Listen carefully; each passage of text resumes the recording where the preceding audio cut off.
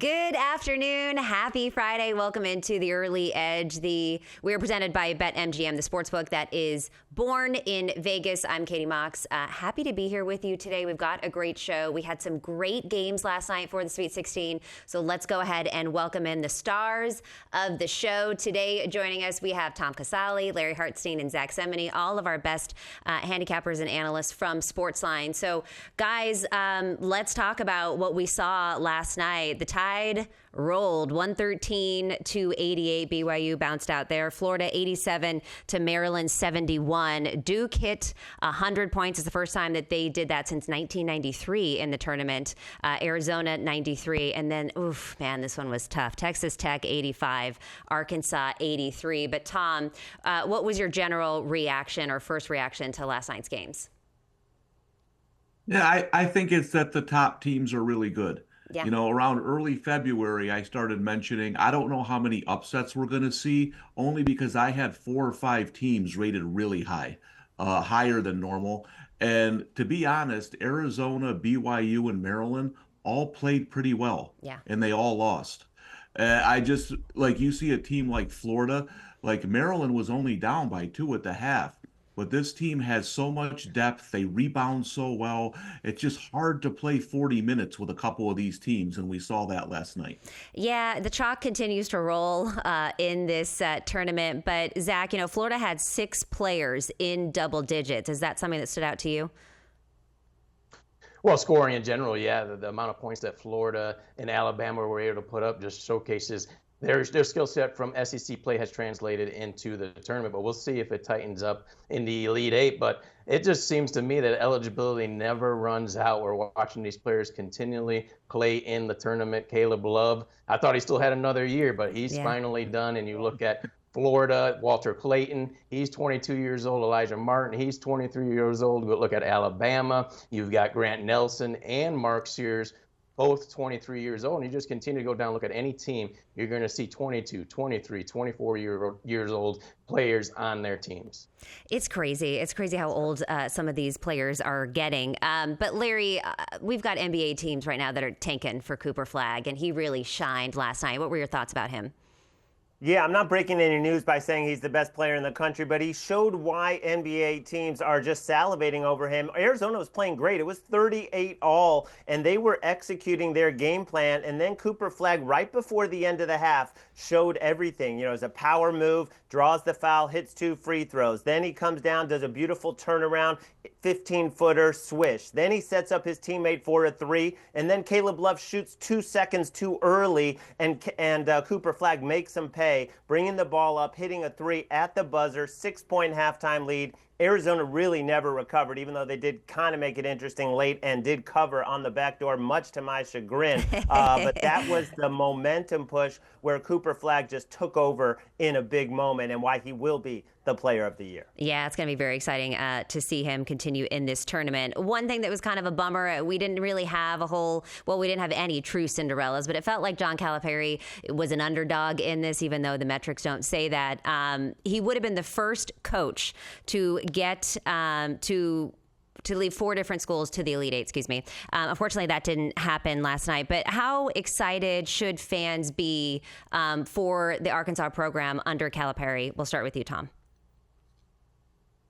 Yeah, they should be excited. I was really surprised Texas Tech came back and won that game. I was halfway in a Florida-Arkansas write-up when that happened, so I probably jinxed it. But I thought they were going to win that game. And I'll be honest, man, I don't know if Florida wants to see Arkansas with the way they had that magic going and a conference opponent. But listen, he knows how to recruit. He knows how to coach. I thought they were a mess in January. I saw him play a couple times in January, and I was like, I don't even know what I'm watching. But he did a really good job. They had injuries, so they're going to be probably a preseason top 10 team again next year, and they're going to be tough.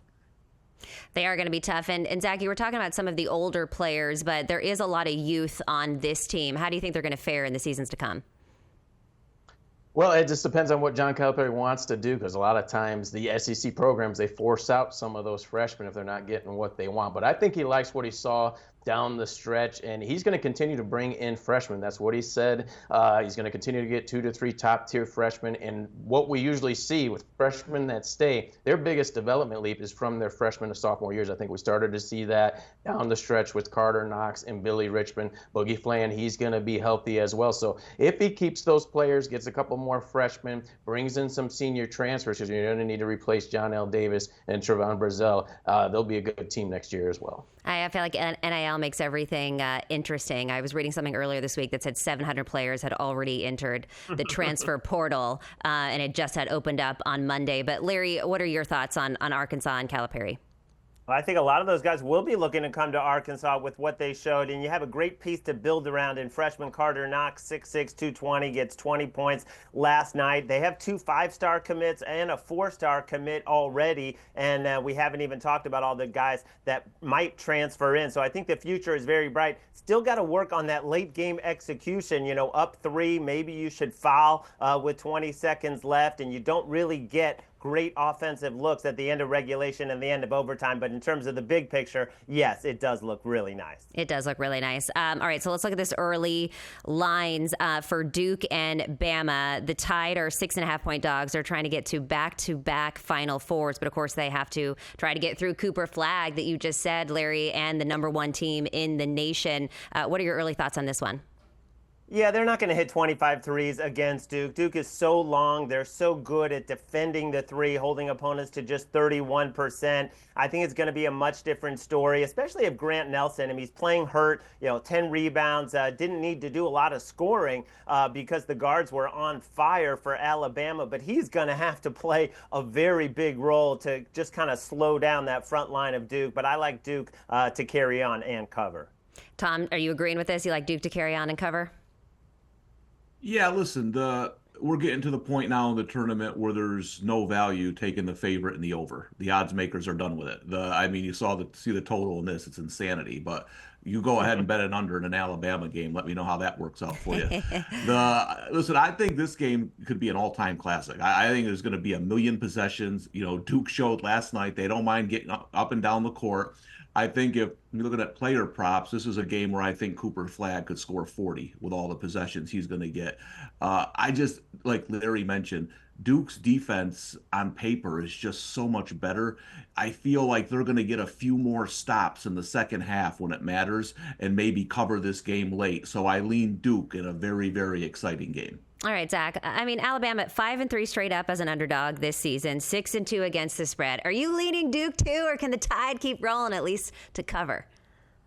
Yeah, I'm leaning Duke with the 2 of them as well. And that has a lot to do with the path for Alabama. They haven't really seen athleticism in the tournament yet, and that's going to change against Duke. You look at their opponents, Robert Morris, St. Mary's, BYU. They didn't have the athleticism to counter their fast pace. And anytime we see a team live and have success beyond the 3-point line, we've seen how quickly that can change 48 hours later. I wouldn't be surprised for them to have some serious droughts, enough to keep them behind on the spread here against Duke here. Minus the 6.5. All right, so everyone thinks that Duke is going to roll in this one, but let's say that they do beat the Tide handily in this. Is there a team left in the tournament that you think could kind of challenge them or give them a run for their money? Zach, I'll go back to you. I do. I think any team that comes out of the Midwest, whether it be Houston, Tennessee, or Kentucky, can challenge Duke in the Final Four because they haven't seen any type of defense like that. You look back at non-conference play, Blue Blood schools did give them problems where they lost late against Kentucky and Kansas. And Tennessee and Houston, those are some older teams, big boy teams, defensive teams. So I think that could definitely give Duke problems in the Final Four because they still haven't raised the minutes yet on Malik Brown. You need him on the floor as well. Larry, what are your thoughts here?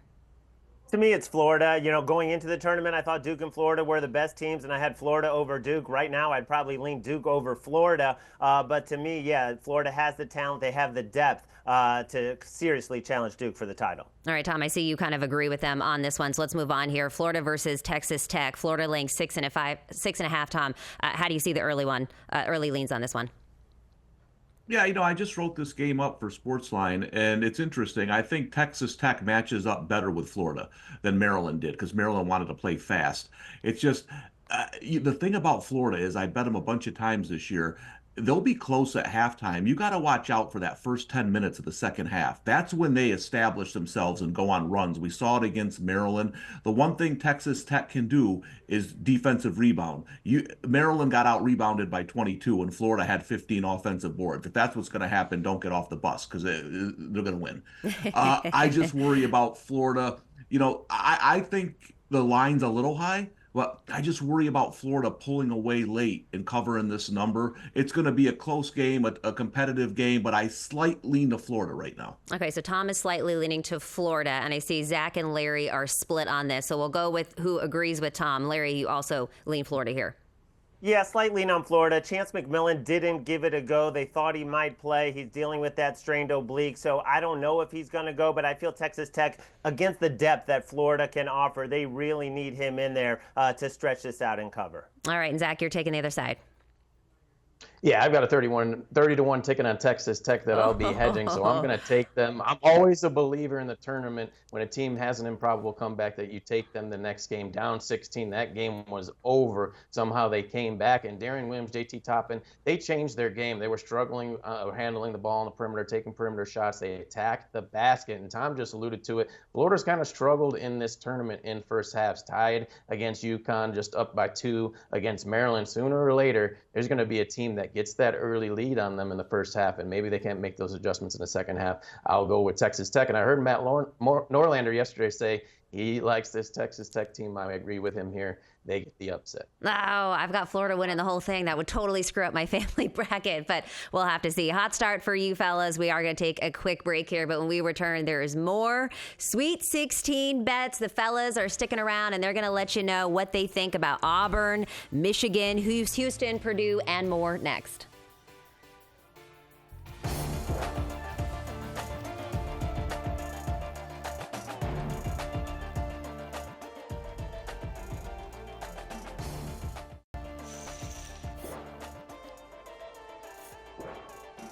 Welcome back to the Early Edge. Katie Mox here, hanging with my guys Tom Casale, Larry Hartstein, and Zack Cimini. We just recapped last night's Sweet 16 games. Now we're going to talk about the games on Friday slate, and starting with Auburn and Michigan. Fellas, this is a battle of the bigs. You got Vlad Goldine, Danny Wolf taking on Janai Broome, the SEC Player of the Year. But Tom, Broome's scoring has been a little bit down in the tournament. He's been missing some of those threes. Who do you give the edge to?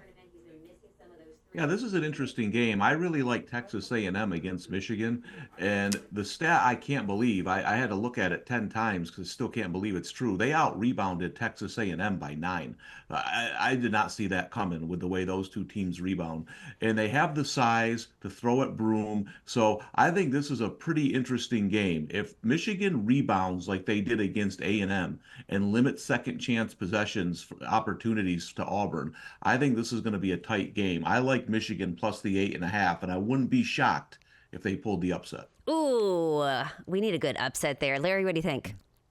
Yeah, I took the points. I took 9.5. I would still take 8.5, and they're just so well coached and so poised. They got down double digits to Texas A&M in the second half, and then they finished on a 25-9 run. And you talked about their size. They should be able to play Broome man to man, and that would allow them to not leave those three-point shooters that Auburn definitely possesses. And Auburn did finally cover a game against Creighton, but that was their first cover in the last 6. They just have not been as dominant down the stretch. I'm not calling for any upset, but I do think Michigan will cover. All right, are you going to round this out and squad ride with them, Zach? Are we taking the points?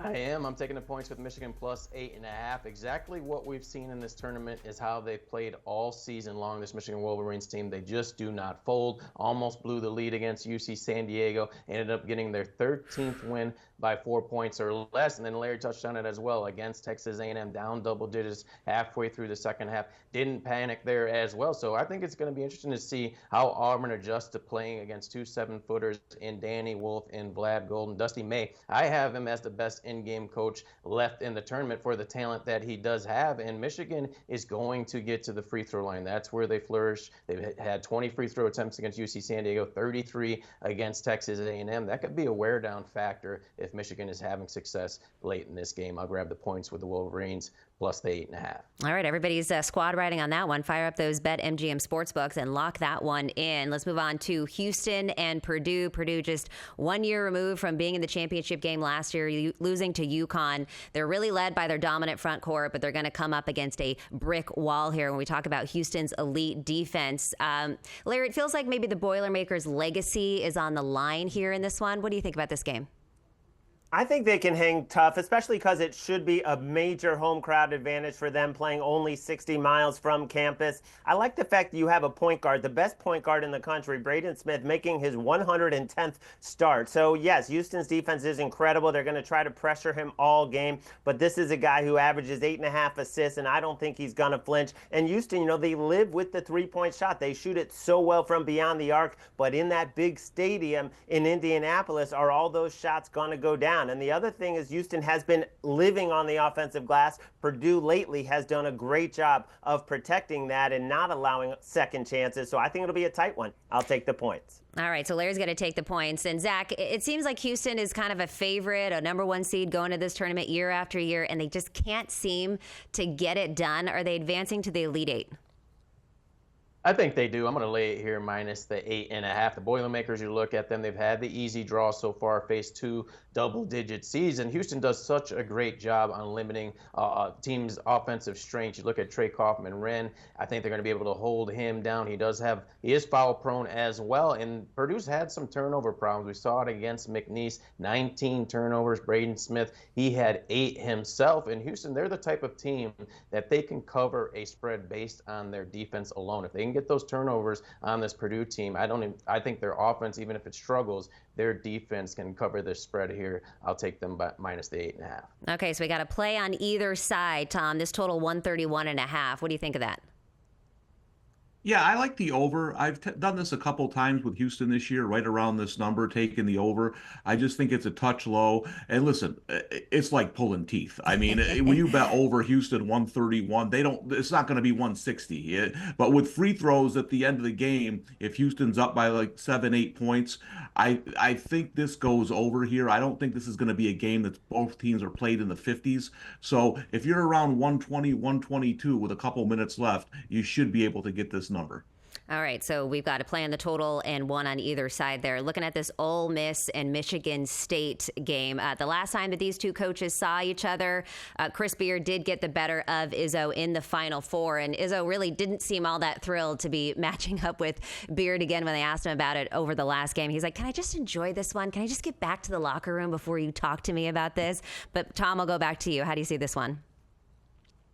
Yeah, Ole Miss was a team I thought was a sleeper Sweet 16 team if they got the right draw. And I thought they got the right draw because they showed during the season that while inconsistent, they could beat some of the better teams in the country.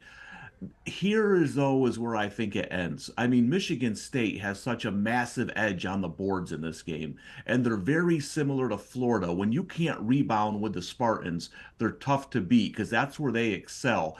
I think this is going to be a tight game, but I think Michigan State's rebounding in the second half gives them extra possessions, and they cover the short number. All right, so Tom has them covering the short number. Zach, what do you think of this one? I think the spread is tricky here. He may be better suited taking the Spartans on the money line here, but I think we haven't seen the best of Michigan State's abilities in the tournament so far. They were very sluggish against New Mexico. The days off between the round of 32 and the Sweet 16, I think, helps them here. And Ole Miss, they haven't been tested from a coaching or player standpoint in this tournament. They led by double digits 10 minutes in against North Carolina, never trailed there. Against Iowa State, 13 minutes in double digits, never trailed once again. So they're going to see some phases in this game, much tighter game. I think the Spartans are going to go on a couple of runs that test this Ole Miss team. Give me the Spartans minus the 3.5. Okay, so I feel like we've got another squad ride on this one. Larry, where are you taking us? I think it's going to be an under here because Ole Miss cannot keep shooting like this. 49% from beyond the arc in the NCAA tournament. Now you're facing the number one three-point defense in the country, allowing less than 28%. So I think Michigan State is going to put them in a grinder, which is what Tom Izzo does when he has extra time to prepare. 22-9 to the under. And Ole Miss on the other side, they also have a top 20 defense. So I'm going to look under 144.5.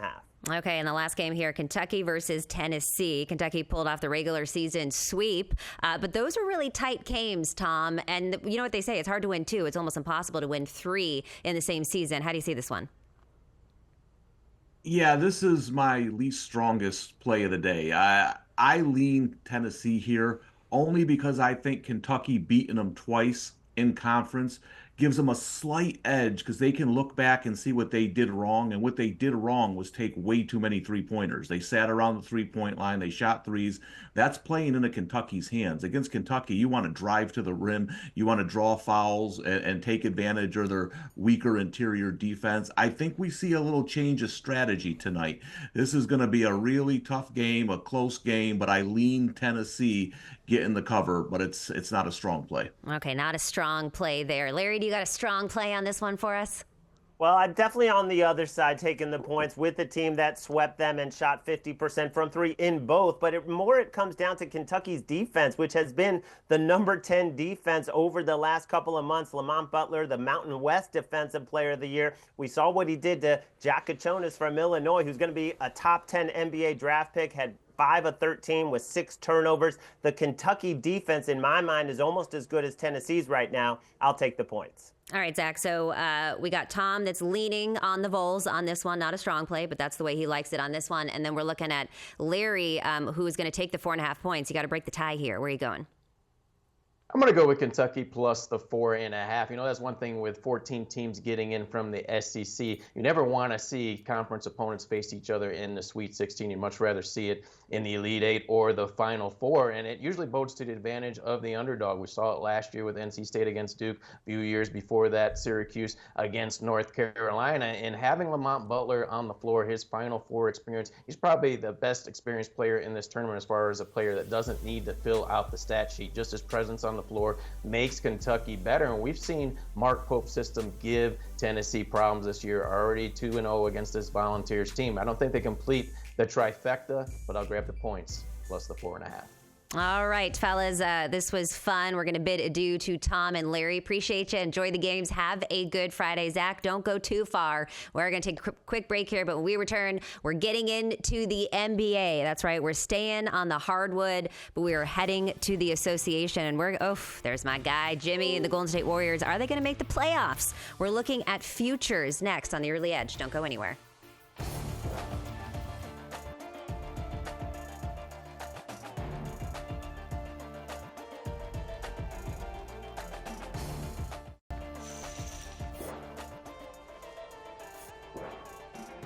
Welcome back to the Early Edge. I'm now joined in studio with Mackenzie Brooks, and Zach Attack has stayed with us on this one. Guys, let's now talk about the NBA and some futures discussions. My Warriors right now, they are in the 7th seed, so they're right at that play-in mark. But Zach, do you think they could make it to the playoffs? Do you think they're going to be stuck in the play-in? Well, right now, I think that is going to be between them and the LA Clippers. And I'm looking at the Clippers as being the stronger team and holding that 6th seed spot. They're 8-2 over their last 10 games. And we kind of saw it with the Los Angeles Lakers. They were red hot once Luka Doncic joined the team, then they started to fade. I think we're going to start to see that with this Golden State Warriors team. Once Jimmy Butler joined the team, they were red hot. They lost a couple games in a row. And more so, Steve Kerr is going to protect his older players in Draymond Green, in Jimmy Butler. And he's already been doing that with Steph Curry. We heard it a couple weeks ago. Curry was tired. They rested him. Now he has that pelvic issue going on. So for me, they're going to prioritize their health. They're not worried if they're going to be in the normal playoffs, top 6 seed, or in the play-in. Yeah, hopefully they do well there. We need to get Curry back on the court. One question I have for you, Hans, is the Suns are at even money to make the play-in. They've been playing pretty well as of late. It seems like their season has kind of turned around. What do you think? I don't love it. I think it's probably priced correctly. I mean, they have the head-to-head in the tiebreaker when you look at going into that. But I will say, like, they have a hard remaining schedule. They have one non-playoff team. I mean, their second easiest game is in Sacramento, and those are guys who are still fighting for home court advantage. So it's not like they're going to, blow that one off like they have this locked in playoff spot. So I just think the schedule that they have is not as favorable as some of these other teams that are on that bubble. Okay, let's talk about the Mavericks now. They're plus 150 to make the play-in. Yes or no, Zach? They're clinging to that number 10 spot. I'm going to go with no here, and it has a lot to do with just their health in general, this Dallas Mavericks team. Since Kyrie Irving went down on March 3rd, all we have seen them is tumble. They're such a beat-up team. I think from a health standpoint, the other two teams in Sacramento and Phoenix are much healthier, and we saw the Dallas Mavericks just 2 seasons ago. They opted out of even playing in the play-in. They rested Kyrie Irving. They rested Luka Doncic. Probably would have played in the play-in, but that might be something this organization just does not want to do, especially if they make the decision to rest Anthony Davis. All right. So, sorry. So I was going to say, Zach says no. What do you think? Yeah, I mean, that's like it's almost a front office decision of, are you going to rest your players, or are you going to try to use Anthony Davis for what you have? And like, they could if they tried, and if Anthony Davis played hard, and I think they would absolutely make it, but that's at full force 100%. So again, that's hard to say. I will say what's working for them, though, is that they do have a very easy remaining schedule, I think. I mean, the schedule, I think, only has like 4 hard games that I'm looking at right now, Memphis being one of them, but that's the last game of the season, and at that point, Memphis might even have their playoff spot locked in, and they're resting their guys, so that's not even a hard game at that point. So I like their schedule a lot more than the Suns, but as Zach was mentioning, it's like, do you want it? Do you guys want it? I don't know. That's something I can't answer. I feel like we were saying just a couple weeks ago that they should just shut everything down. When I was talking to Ashley Nicole Moss, she was like, shut it down, shut everything down. So yeah, it depends on how you look at that one. Let's now talk about the Miami Heat. They've won 2 of their last 10 games, currently plus 240 to make the playoffs. Kenz, is this number worth betting? I don't think so. I mean, technically, there's slight value there at plus 240, but I mean, our Sims give them a 30% chance to make it, right? And that's including a over 50% chance to beat the Chicago Bulls team. And I think that's optimistic of the model to believe, because I don't think that's going to be the case the way that Chicago Bulls team has been playing. The production you're getting, some of Josh Giddey, you're getting a lot of Vucevic, you're getting a lot out of. So that game being a big part of us having slight value on this, I don't think it's worth it. Okay, Ken's and the SportsLine model don't think it's worth it. What say you, Zach? I'll put a sprinkle on Miami to do so at plus 240. And it's going to be interesting in the Eastern Conference play. I think it's going to be really exciting to watch it. But for me, it's not an argument who the best coach is of the play-in teams. It's going to be Coach Spoelstra. Then with the Miami Heat, has an NBA title, he has those rings, and you look at Miami, they've done it before, being an 8 seed 2 seasons ago, getting all the way to the NBA Finals against the Denver Nuggets. Still have some players tied to that run: Tyler Hero, Bam Adebayo, and Duncan Robinson. And I think you're starting to see this this team connect now with Andrew Wiggins getting acclimated to this team. He's put in 30 points in 42 in 2 of his last 3 games. So it's worth a sprinkle to me on this Heat team at plus 240 odds. Okay, let's talk about the other team in Florida. The Magic are sitting in 8th in the Eastern Conference. They are plus 285 to not make the playoffs. Zach, is it worth fading the Orlando Magic at that number? No, I would not do so here. Of the likely teams to play in the play-in, the Magic were the highest seed last year. They were the 5th seed, and their issues were all tied to Paolo Banchero being hurt for 2.5 months. He's only played 40 games this season. He missed November, December, good portion of January. So if he had played, they probably would be in that top 6 seed range. So all they have to do is win 1 game as well, being where they are in the play-in, and they'll make it to the playoffs. This is kind of how I feel like when Zach was with Miami, kind of worth the sprinkle. I think it's worth the sprinkle, like almost plus 300. Ooh, Jacqueline's going to find you. I know. Well, listen, like Atlanta's looking better. Chicago's looking better. Like, these are all games we had, with a solid cakewalk of winning that I'm like, I don't know if it's that necessarily much of a buy-in completely anymore. So it's just about the other, teams in the spot that they'll be playing that I'm like a little bit higher on than I probably would have been 3 or 4 weeks ago. Okay, so let's talk about the West now. The Thunder are minus 145 to win the West. Are we that sure? Is it that locked up? Can nobody else win, Zach?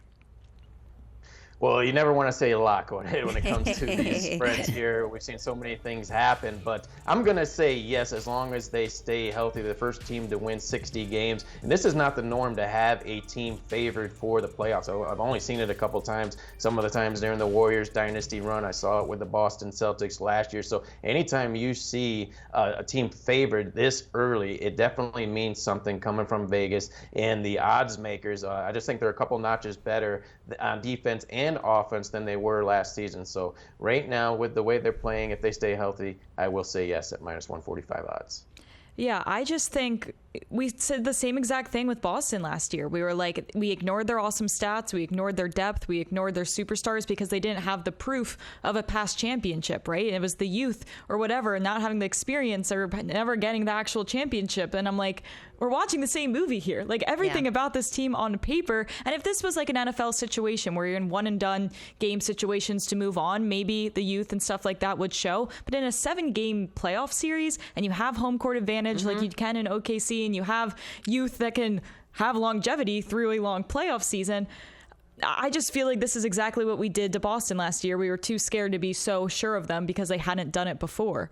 But like everything on paper about this team is awesome. Right. But my argument to that would be Boston had kind of gotten there, but couldn't get over the hump for a certain amount of times. I hear you on the youth thing with OKC, but I've got more faith in them than I did have in Boston last year for whatever reason. And they're like more fun to root for. I love rooting for this OKC for some reason, team. It's not that fun to root for Boston teams. I don't exactly know why. Sorry, Boston. We do love you, actually. We do need to take a quick break here, but Zach and Ken's are sticking around, and we're going to head over to MLB. But before we do, if you would like to get more SportsLine picks and our model projections, then join SportsLine today. You can get 60% off with the promo code WINNERS. You'll get picks from all of our experts and up-to-date model projections for all the games happening that night. So go ahead and sign up by heading over to sportsline.com/join or scanning that QR code on your screen. And when we return, we will be bumping to, I think, baseball. Oh, we're doing more NBA. We're doing more NBA next.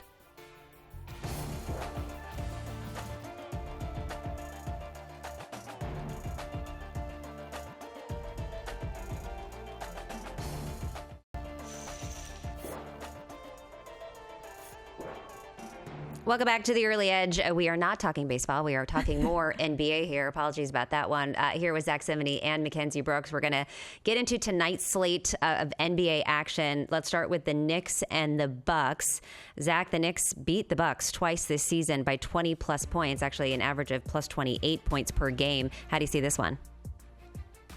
Yeah, this one is a very low total for a reason. I'm going to go under 217.5. Two teams that are having health issues, and you also look at this Bucks team. This is going to be their third game in 4 nights after completing a 5-game West Coast road trip. That's difficult for any team coming back home in their first game when you have your normal starters. But we know this Bucks team is down Damian Lillard. Giannis is questionable as well, so it's going to be a big burden on the rest of the roster to step up. In New York, they've had scoring inconsistencies ever since Jalen Brunson exited 9-10 games ago against the LA Lakers. You look at their latest game against the Clippers, they were up 81-78 in the third quarter, and they allowed a 31-10 run, got down 102-88. Their under is 8-3 over their last 11 games. I'll eye the under 217.5. I think this could be a low-scoring game as well. I actually like the Knicks here, and you saw the line move towards the Knicks. Now they're slightly favored here. I mean, it's essentially a pick-em game we're talking about, but I do like New York. I'd take the money line with them. I think both of these teams can struggle without their stars for obvious reasons, but I do think at the end of the day, the Knicks have more offensive talent and more consistent rebounding. Like, you're just seeing the Bucks consistently get out-rebounded in the recent stretch, -7, -14, -18. Like, this is a team that is not hitting the boards well, and I think we have a rebounding advantage for the Knicks in the model with +9. So again, that just means more offensive putbacks. That means more possessions for the Knicks in general. So I think that, I mean, listen, they lost to the Clippers. The Clippers shot over 50% three-point shooting. I don't know if the Bucks will be able to necessarily do something like that without Lillard. So that weakness, I don't think will necessarily be exposed tonight with the Bucks. All right, let's now take a favorite side of the night, Kens. I also like Minnesota here. I like Minnesota minus the 6.5 tonight. I think this is a really good spot for them to be. And we have them with +8 combined rebounds and turnover margin, right? So again, that's just literally giving you more shot attempts than the other team, giving you more possessions than the other team. And with a spread like that, it starts to come out to that. Phoenix is another team that's been out-rebounded a ton this year. They were out-rebounded by 10 against Boston at home. And I think this is a Minnesota team that can certainly beat them in that category as well and just force turnovers out of them. Okay, so you're going to lay the 6.5 there with Minnesota. What's your best bet on a side tonight, Zach?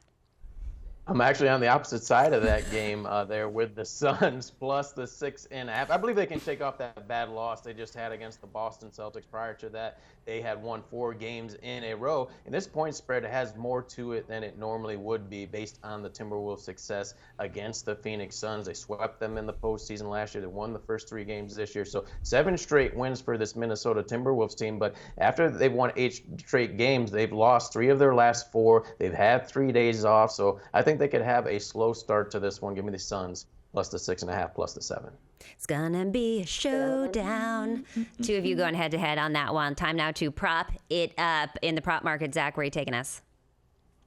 I'm going back to our first game we touched on and going under Josh Hart, 13.5 points. You look at this New York Knicks team, their top 3 guards are out in Jalen Brunson, Miles McBride, and Cameron Payne. So most of those Knicks starters props are going to be boosted up. I look at Josh Hart. He's a high minutes usage guy. He's averaging 38 minutes per game this season. It's starting to take a toll on him. 6 out of his last 7 games, he's scored 13 points or less. And there's been some real clunker performances with scoreless against the Golden State Warriors, just 2 points against the San Antonio Spurs. He's showing good value in the rebounding and assist prop market, but I'll continue to fade him when it comes to points under 13.5. I'm going to go to Tim Hardaway Jr. here. A little PRA over 12.5. I'm actually stunned to see this number. If you can still find that number out there, I would take it. It's literally just his average on the season. 25-9 to this over at home, 73% over rate. So I don't have much to say here. And now we have no Cade Cunningham, which just, makes everything better for any other player on the court and their usage. So we're literally asking for his average. The SportsLine model has him projected 4 around his average. I mean, he was hurt and he, missed a game and then he returned with 12 points, 2 rebounds, and 4 assists in 25 minutes. I'm just asking for the average here. I don't think it's crazy. All right, just asking for the average here. I don't think it's crazy either. When we talk about a total for tonight, Zach, you're not really worried about the Warriors getting into the postseason or whether they're in the play-in or the playoffs, but they do have to take on the Pelicans tonight. This total 226. How do you see it?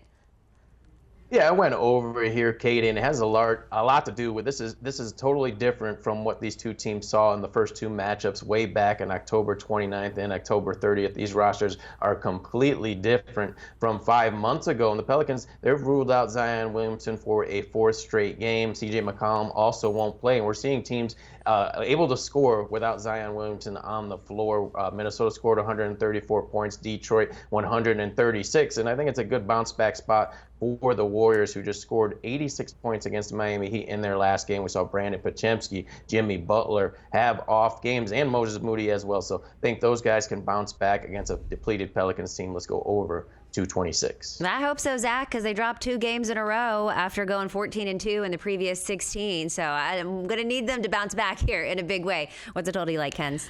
I'm going to this Utah-Denver game, okay? Denver's 16.5 point favorites, which is an absolutely disgusting number that I don't plan on touching. However, the public has steamed this total a little bit out of control. Opened up around 236.5. We're seeing it up to 240.5. I honestly would wait, see if you can get 242.5. And they're playing this because Denver is on like a 5-0 over streak, 7-1 beyond that. So you can understand why the public likes that. But this is just a principal play here if you have to eventually fade those trends.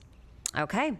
So those are our total picks of the night. Zach and Kenz, appreciate you. Zach, we're going to bid adieu to you. Kenz is going to stick around a little bit longer because we're going to get into some college basketball discussions with the SportsLine model. And speaking of SportsLine, make sure that you sign up. We have another promo code for you, winners, to get 60% off an annual plan. Head over to sportsline.com/join or scan that QR code on your screen.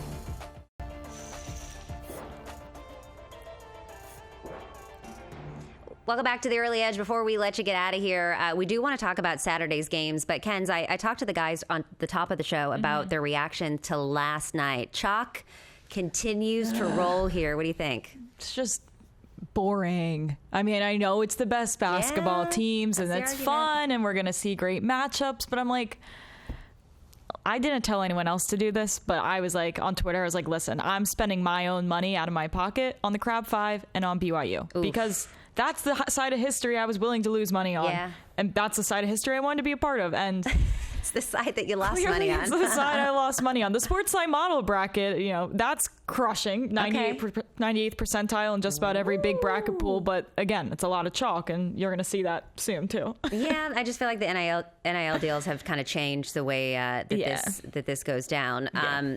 All right, so Alabama won pretty handily. They shot 22 threes. It was the most in NCAA tournament history, and they still had 7 minutes to go. Insane. When they broke that record. You look at Duke, they've been the favorite for this entire tournament. They've got Cooper Flagg, where we see NBA teams literally tanking to get this guy, and his full athleticism was on display in that last game. What do you in the SportsLine model think of Duke versus Alabama? So we just ran it last night. Now that we have the teams, we have Duke 85, Alabama 78, which is actually giving Alabama a little more credit than we did for most of the season. We had it more of like a 9-point victory for Duke when we had this, by selection Sunday, and now it's more of a 7-point. A lot of that is the model seeing those 22 3-pointers, wanting to amp up Alabama's offensive efficiency, as it should. However, in my head, I'm like, can you do that again? Like, there's got to be a come down from that high here. So if they can pull that off, that's obviously their best way to stay in this game. We saw Duke allow 46% shooting to Arizona from 3-pointers. So, if they can allow that to Alabama, Alabama could certainly stay in this game. But it's just like they have the slight edge in everything. They're out shooting them from deep. They're going to have less turnovers. They're going to rebound better. So that's the situation here. Alabama does have a really good rebounding differential for the SEC. And you kind of see they're +6 in the SEC. You see around the +9 in the ACC for Duke, and it kind of levels out here. So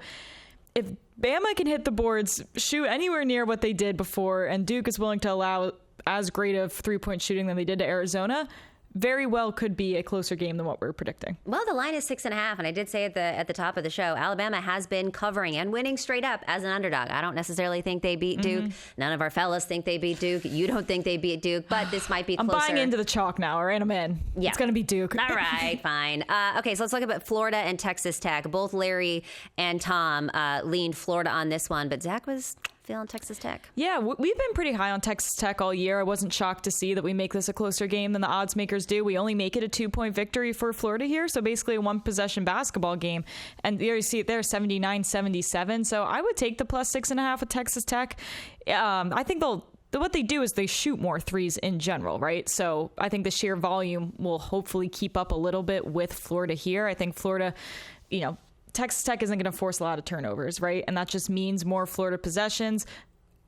Florida will always win that offensive rebounding battle. They're the top 4 in the country when it comes to that. We saw Maryland crash and crumble because of those things. I think Texas Tech could give them a little more run for their money. But again, it's just, I think Florida will just have the ball in their hand far more. Little slip there with Maryland.